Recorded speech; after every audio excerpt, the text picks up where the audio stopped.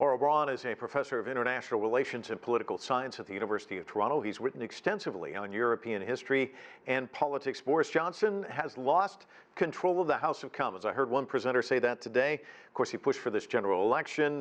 He had a couple of setbacks with the votes today. Has he overplayed his hand? He is in considerable difficulty, and it would be an understatement to say that this is a political mess. It is also a constitutional maze, and it would be very difficult for Mr. Johnson to go forward. On the other hand, the Labour Party is not in particularly good shape. The opposition is divided.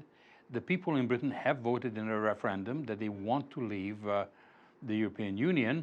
So I think even though it is such a messy situation, it may be premature to count Boris Johnson out.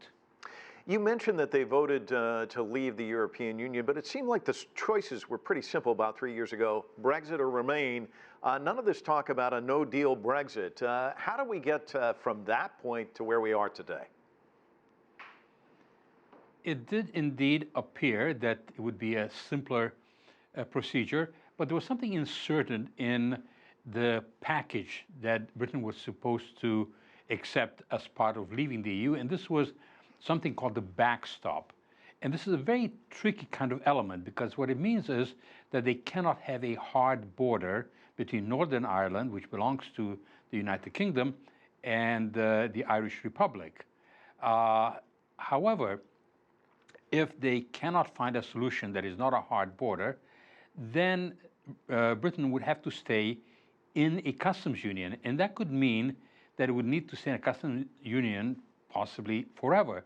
So they've been trying to massage that. Prime Minister Theresa May tried to do that. She was not successful. She came to Parliament a number of times. Her proposal was rejected. So now Boris Johnson said that he will find a solution to that, but if they don't, he wants to have that backstop removed, and if the European Union does not agree, there would be a no-deal Brexit. This is what Parliament has rejected, and this was done with the help of some rebels, some like 21 rebels within the Conservative Party, those who range from skeptics about leaving to those who were committed Remainers. And this is what has caused not only a political mess, but also a major constitutional crisis. And I don't suppose any of us could have predicted what's happened over the last 24 hours or the last 48 hours, but I'll ask you to try and predict, what do you think is going to happen next? Well, predictions are not a science at best. They are the art of conjecture. And so a couple of things are happening. And one is that even though the measures pass through the House of Commons, they have to clear the House of Lords. And there you are likely to see some stalling tactics, filibusters. And it is the hope of the Johnson government that its allies would put forth so many amendments, perhaps 100 amendments, they could run the clock down. If that doesn't happen, it is still possible for Boris Johnson to come back and try to pass a legislation whereby he could call an election with a simple rather than a two-thirds majority.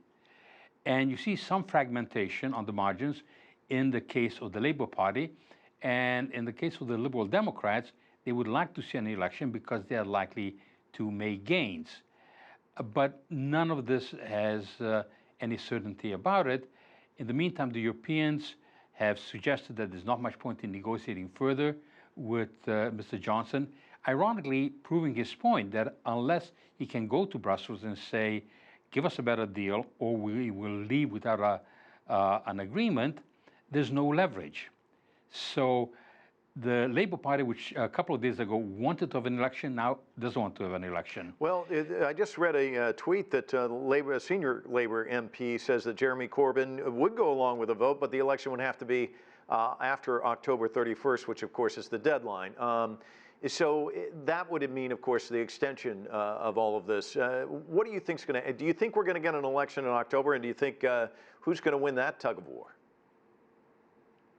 It is a big question whether there will be an election, and the only way that Boris Johnson can get an election is if he can muster a simple majority and push that through the House. This is assuming that the delaying tactics in the House of Lords will fail.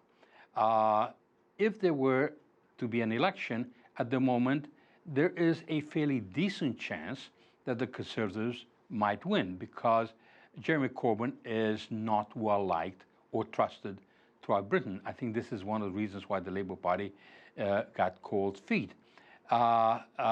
If the election is delayed past the deadline of October 31st, then Boris Johnson will look like someone who could not keep his word. There would have to be another extension. It would be dragging things on. There would be the hope that Boris Johnson would be weakened politically. Labour would have a better chance. And you could have this kind of indefinite, very messy kind of process of an endless move to get some kind of divorce, with the European Union trying to punish Britain to create a kind of deterrent, with the British people very badly split, but many, majority according to referendum, who wanted to leave because the benefits of being a member of the EU were very unevenly spread in Britain. Some certainly gained from it, but large segments of the population, many areas, did not. There were issues of sovereignty, issues over immigration. So there are some fundamental problems. This is not just sort of petty politicking. These are some very basic issues of what the European Union is about. Is there to be a supranational state? Is there to be a counter to German domination within the European Union?